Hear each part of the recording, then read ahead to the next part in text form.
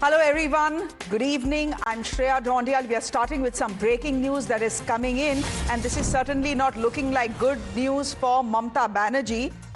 Former Trinamool Congress MPs Sushmita Dev, Sukhendu Shekhar Ray and Prakash Sheikh Bairak have all now formally joined the Bharatiya Janata Party. This happened in Calcutta a short while ago.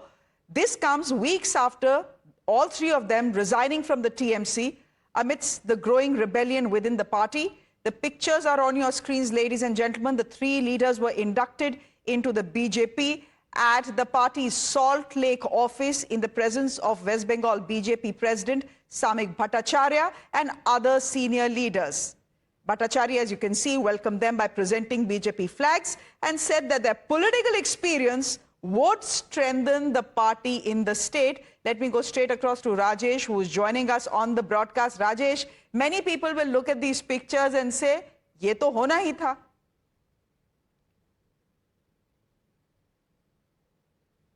Announced that they will not take a single leader from Trinamool Congress. That was the policy of BJP after came into the power in the state of West Bengal. But now we are witnessing another picture that the three former Rajya Sabha MP of Trinamool Congress who have resigned from the Rajya Sabha seat a few days back, they are now joining Bharatiya Janata Party. Sukhendu Shekhar Ray, Sushmita Dev and Prakash Sheikh Bairak, three of these persons were three MCs Rajya Sabha MP. Now they have joined Bharatiya Janata Party.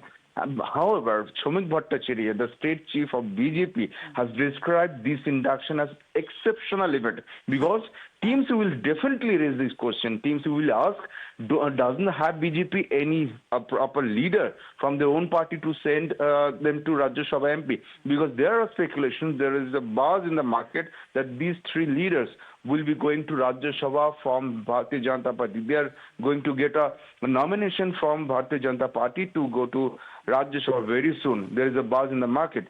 So teams will definitely raise this question. But before this, BJP state president has already described this induction as exceptional event because they are now claiming they will stick to their policy regarding the inclusion of Trinamool leaders into the Bharatiya Janata Party because now BJP workers have already announced that they will not accept leadership of Trinamool Congress leaders who can join Bharatiya Janata Party when they are in power. They will not accept. Essentially, Rajesh, we'll see whether they will accept it or not. This is a decision that has been taken right at the top in Delhi. This is certainly not a decision that has been taken in Calcutta. But we have Mamata Banerjee, who in a video address has said this in reaction to the pictures that are coming to our screens, that people shouldn't forget TMC leaders who are traitors. So let's see how this story plays out. But many people who will look at this picture, many political analysts who will look at this picture will say that these three TMC MPs were in any case bound to join the BJP. There was no doubt about where they are going. We leave it there, Rajesh. Thank you very much. Meanwhile, ladies and gentlemen, let's now move on to our big debate this Thursday evening. Conversions and caste, as you know, are a socially sensitive and politically loaded conversation in India. But when both collide, as they have done in Tamil Nadu today, the debate becomes deeply polarized with an interplay of law, religion, constitution, and politics.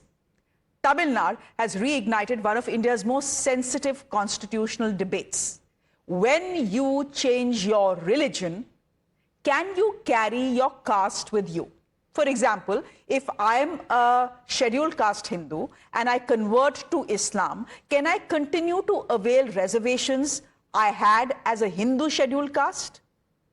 That, ladies and gentlemen, is at the heart of the controversy that is playing out in Tamil Nadu. It started with a government order. It expanded with a Madras High Court verdict, and now it will see a high-octane battle in the Supreme Court. Now, because it is a bit complicated, let me start at the start. It begins with one man. He's a Hindu. His name was Paramasivam. In 2015, Mr. Paramasivam decides to convert to Islam, and he changes his name to Samir Ahmed. Now, Samir Ahmed then applies for a backward class Muslim certificate, hoping to avail reservations under this quota. His application was rejected by the local Tehsildar. He then approaches the Madras High Court in 2022. Now, this is where, ladies and gentlemen, things get interesting and political. While the case was still pending in the court, the previous DMK government issued a government order in 2024. This order allowed eligible people from the backward classes, most backward classes, denotified communities, and scheduled caste who convert to Islam to obtain a backward class Muslim certificate and continue to seek reservations. Essentially, what this government order allowed was exporting of one's caste from Hindu to Muslim. So if I converted from Hinduism to Islam, I could actually export my caste and therefore my caste benefits despite my conversion. But in June 2026, the Madras High Court struck down this government order. The High Court held that conversion to Islam by itself does not automatically entitle a person to the status of a backward class Muslim. It said a person may embrace Islam but cannot automatically become a member of a notified backward Muslim community. But the main crux of the court's argument was this. The Madras High Court said that Muslim preachers and Christian missionaries for centuries now have harped upon one thing, the fact that unlike Hinduism, their religion offers social equality. Now, if this is their conversion pitch, then how can a convertee carry his Hindu caste to his new religion, which is supposed to be casteless? Now, this is what the court argued and said and decided. And the Vijay-led TVK government has strongly disagreed. They say the government order merely wanted to ensure continuation in affirmative action. They have now challenged the Madras High Court verdict in the Supreme Court as well. Now, the questions before the Apex Court are significant. Can conversion alone alter reservation eligibility? Can a government order expand who qualifies for a reservation category? And where should the Constitution draw the line between religious freedom and affirmative action? Predictably, political reactions have been sharply divided. The BJP has called this vote bank appeasement and a violation of constitutional principles. The DMK has defended the move, arguing that denying reservation to converts goes against the spirit of the Constitution. The Samajwadi Party, meanwhile, has chosen to leave the matter to the Supreme Court, saying that this issue must be decided strictly on law and on fact. Let's listen in.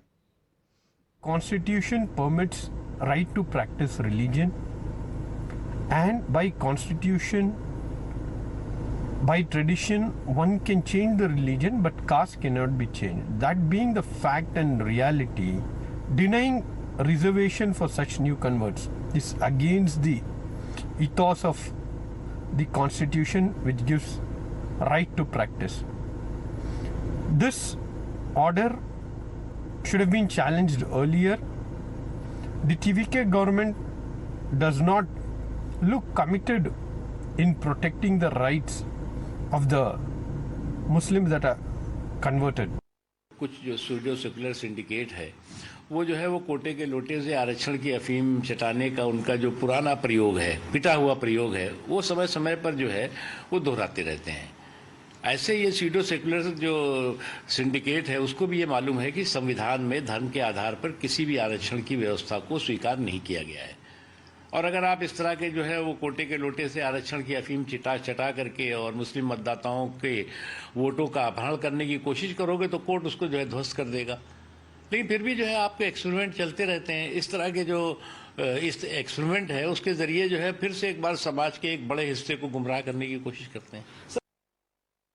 देखिए, माननीय न्यायपालिका में पूरा प्रकरण गया है। माननीय न्यायपालिका उसको गुण दोष के आधार पे, संविधान और कानून के अधिकार पे, उसके कसौटी पे परखेगी और देखेगी कि उस पर क्या फैसला हो सकता है, संविधान के अनुसार, कानून के अनुसार क्या फैसला होगा। इसलिए समाजवादी पार्टी को अभी, क्योंकि मामला पूरी तरह से न्यायपालिका में है, हमें भरोसा है कि न्यायपालिका से जो भी आदेश होगा वो न्यायहित में होगा। Now, you've heard the politicians. It will also be instructive to hear what the Supreme Court had said on the matter and what Ambedkar had believed. Let's start with Baba Saheb Ambedkar.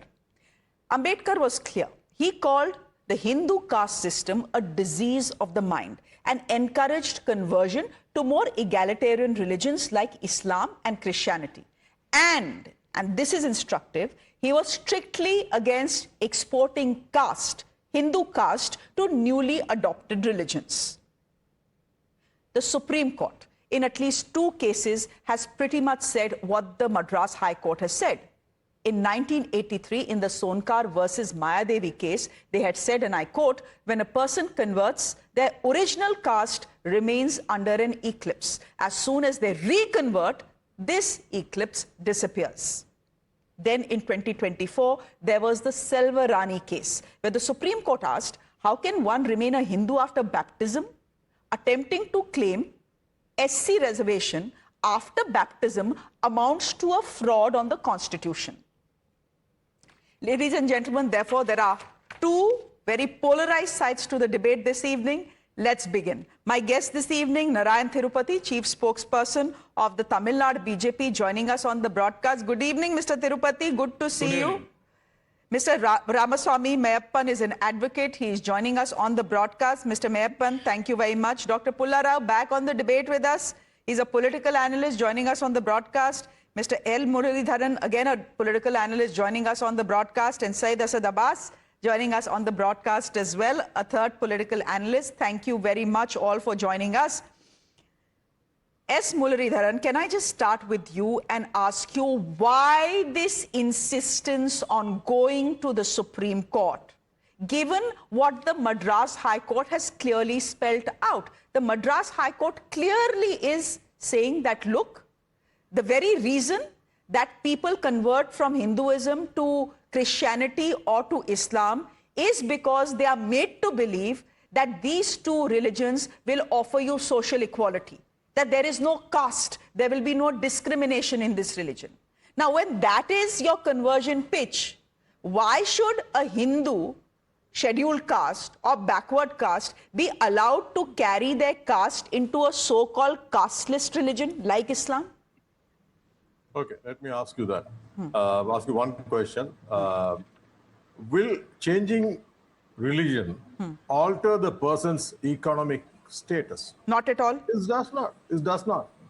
I am poor and I've just changed my religion because I liked something. It's like I'm a Salman Khan fan and tomorrow I decide to become a Shah Rukh Khan fan. Okay, fine. But does it change my economic status? It does not. I am poor. I've always been poor and I was persecuted by the same religion which we are discussing here those days. At that point, nobody corrected it. Now somebody says, okay, I give you equal status. I am joined my religion. Okay, I joined. But economically, I'm still backward. I am poor. So what's wrong in him giving him, feeding him? What's wrong in it? No, but you want the best of both worlds. You want, why not? You want a religion that offers you social equality, but you want the benefits of the religion that doesn't offer you social equality. It is not about religion. You said caste, right? You're only talking about caste there. The one is religion, the other one is caste. I think no, everybody is but caste is associated only with Hinduism. Caste is not associated with Islam or Christianity. Yeah, but does the court give me the liberty to go to a higher court if I'm not happy with the judgment? See, this is the problem here. The problem here is people do not understand the minority needs to be protected. It's not the majority. Majority always have a say. 80% of the population in Tamil Nadu are Hindus. Why do they need support here? Why do they need upliftment here? No, they're doing well. It's only the minority who needs to be protected.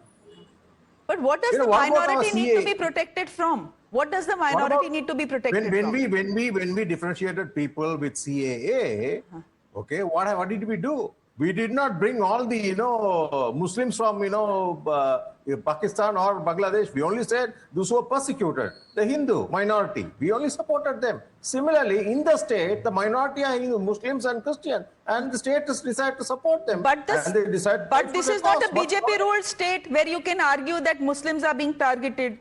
This is a state that was first ruled by the DMK. The Muslims who are big supporters of the DMK. Now it is ruled by the TVK. Again, they get a lot of Yes. support from Muslims. Yes, exactly, So under this exactly. friendly regime, you are saying that Muslims need protection of It caste? is not the friendly regime I'm talking about. It is the reason why BJP has not grown in the state for the last 20 years. They don't understand this dynamics. The minority are equal to Hindus. Hindu, Muslim, Christian, all equal here. Okay. BJP does not understand. That's why they. So are you saying that the decision is political? It has nothing to do with social equality, etc. It is political, mota mota. What is wrong in it? What is wrong in it? Okay. Okay, what is wrong If in it? those Mr. people are Mayappan, supporting what it. is wrong in it? भारतवासियों को और भारत माता को मेरा प्रणाम. In simple, first let me start with this. The state has shot itself in the foot multiple times just by doing one act, by going and filing an SLP. The challenge made by the individual who filed the writ petition is saying that the state did not follow the GO, the state acted against its interest. So now for the state to say, yes, we did something wrong, then they should have corrected their action at the first step. They did not do that. They fought the writ petition and they lost the writ petition to the effect not only the claim made by the individual goes away, but also the GO went away.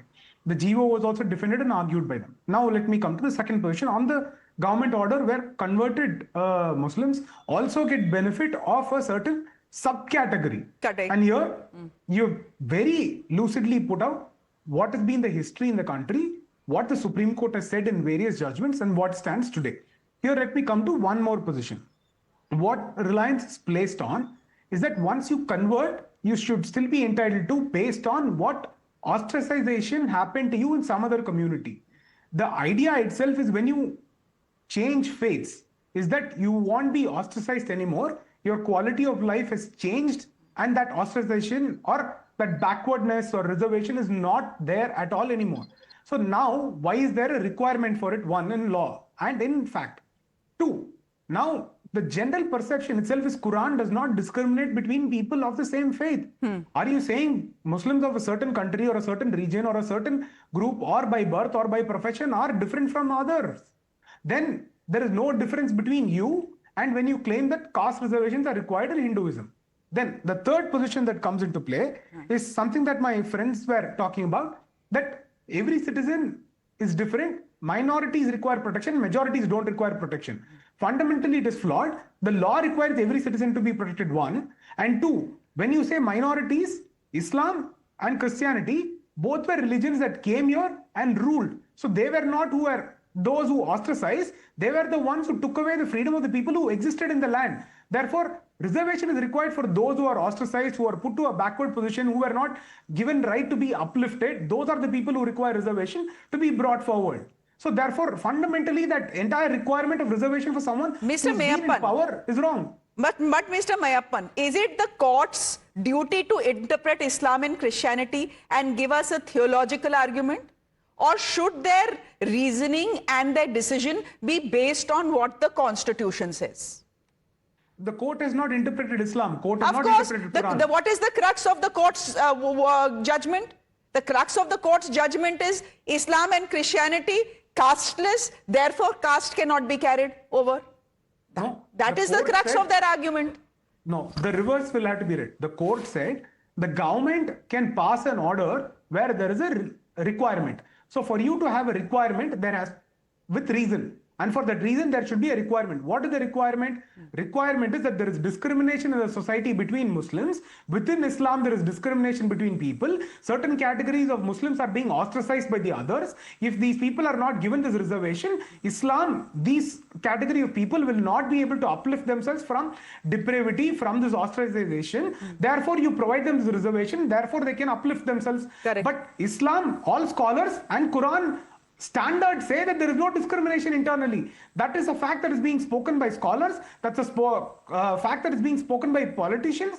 And now after having said all these things, today you go ahead and pass without reason and without requirement a law. The basis for that law, which is the government order, goes. So the court has said, when I know that the government order does not have any basis, any fundamental reason, no prima facie requirement, I cannot stare at it and say, no, let it sustain because the government, no one has questioned it. I will have to strike it down when it is at the fundamentals of it unlawful. Therefore, I have struck it down. Abbas? Yeah, I've always believed with great power there's great responsibility and equal accountability. I did read the Madras High Court order, government order judgment. I'd like to make a larger point here, a more progressive point here. If the conversion is taking place, firstly, I do not believe in any form of forceful conversion or conversion which comes in to lure anything. It could be a reservation or otherwise. I believe if you truly believe in a religion and accept it with all your might, I think that is the right form. Also, as a matter of fact, Islam in its Quran teaches when you surrender your law to Allah and Muhammad and accept Allah as the God and Prophet Muhammad as its messenger. Coming to the point, if in this case, the person who converted his name to Salim Ahmad or otherwise, if that person is accepting of Islam and with absolutely no lure of a reservation coming through, I believe if you accept Islam, it should be for Islam as a whole. But if you accept as being a backward, I do not understand that. Okay. That you get into a religion to become a backward class of a minority in order to claim a reservation. I think that should be considered null and void. It has absolute no meaning to it. Okay. This is where I cohere with the government's or the Madras High Court order, which said you are if you accept Islam as a Muslim, Iman, and as a Musliman, you come into the religion.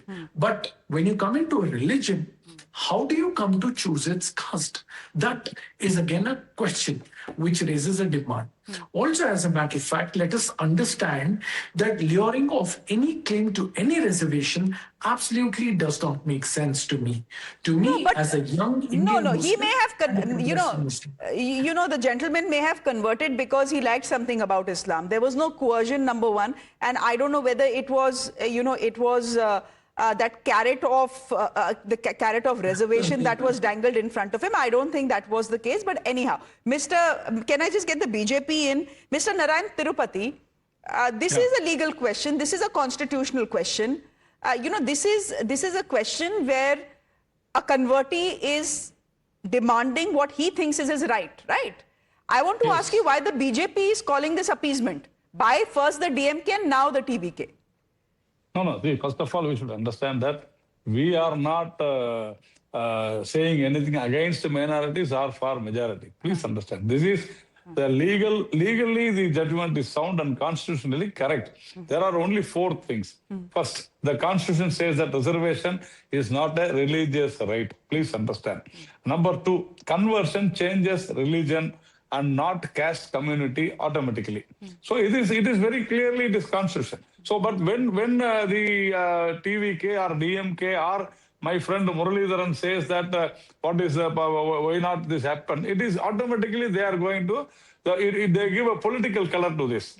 We are talking only about the constitutional rights and what the Constitution of India says. This is executive overreach. The 2024 GO tried to bypass all the judicial precedents through executive action. That is what they did. So that is why it has stuck down. The court has stuck down. And not the last but not the least, the consistency with Islam's principles. The Madras High Court judgment very clearly noted that dividing Muslim into backward and forward sects for quotas contradicts the religion's egalitarian ethos. This is what the judgment very clearly says. But when Muralidharan says that in Tamil Nadu all are equal, then why you need a reservation at all? I have just a small... Then you tell me why...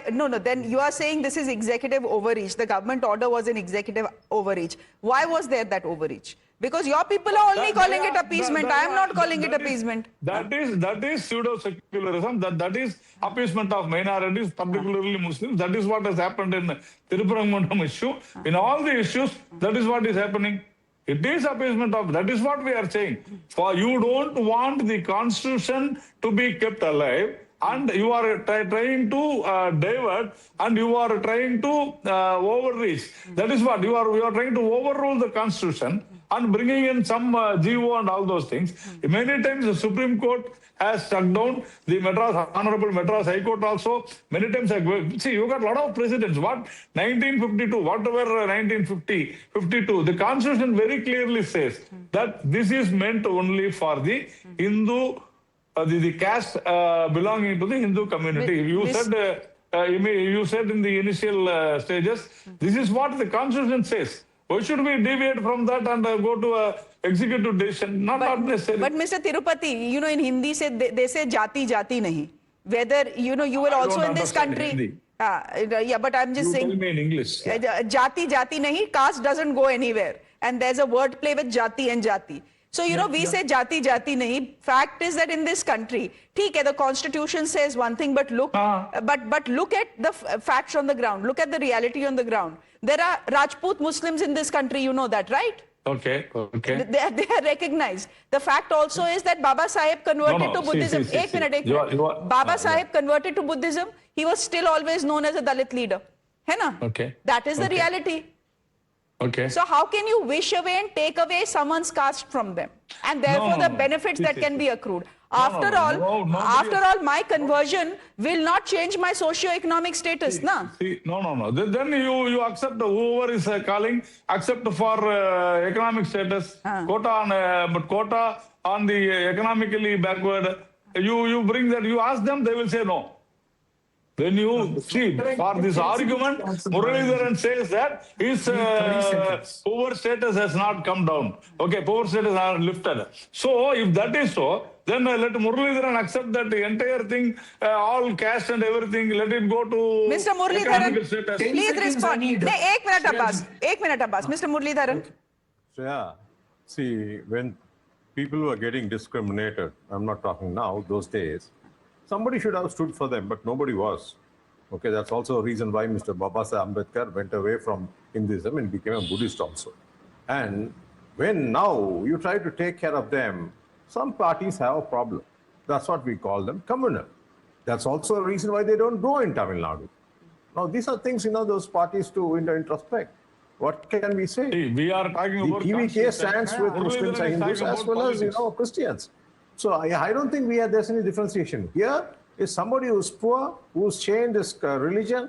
He should not get, he should not get the wrong end of the bargain. He should be, taken care. That's all the state is saying. The state has come to power. And we also know that, TVK has come to power with huge majority, minority votes. Community. And what's wrong in taking care of them? Politically, what's wrong in taking care of them? Nothing wrong. No, you are totally wrong. And there is also an option to go to the Supreme Court. It is not unlawful to go to the Supreme Court. There is no problem that you can go. Beyond Supreme Court, there is nothing. But you can go to the Supreme Court if you're not happy with the High Court order. So nobody is criticizing the order. Nobody is saying no to the order. Whatever mentioned in the order, it's all welcome. But there's an option for us to go to Supreme Court. So we go to Supreme Court and ask them. No. Here the issue is... all these judgments have turned upside down. Let's look at the Jallikattu judgment. The first judgment and second judgment, it has turned head over heels. Okay. Similarly, you never know, Supreme Court might accept... We'll see what the Supreme Court says. This is the debate before the Supreme Court debates the matter. Mr. Tirupati, I'll give you 20 seconds, then I'll pull in Dr. Pullarao. Yeah, see, here the issue is that he is still a BC. Please understand. He is still a backward community person.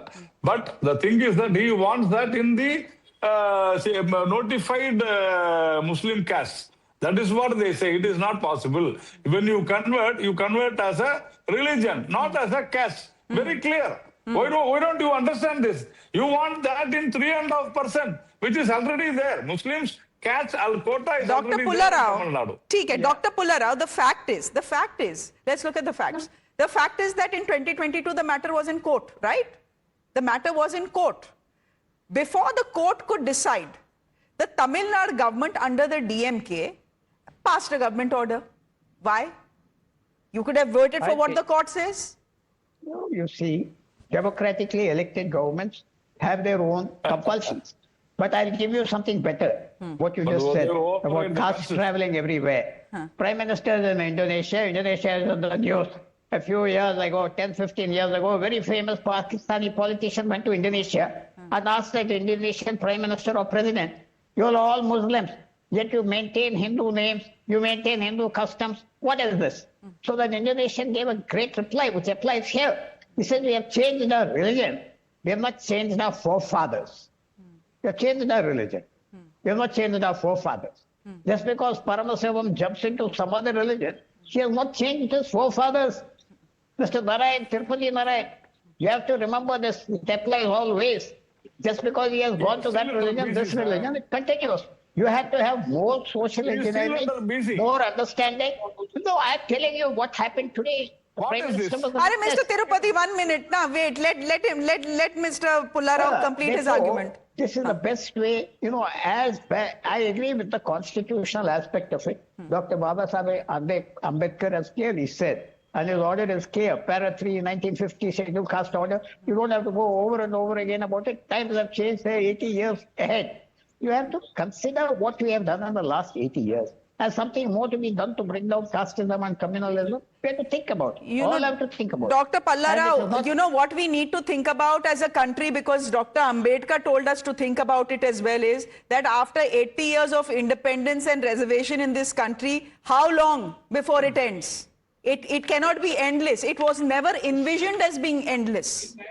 Affirmative action only till a certain point and no more.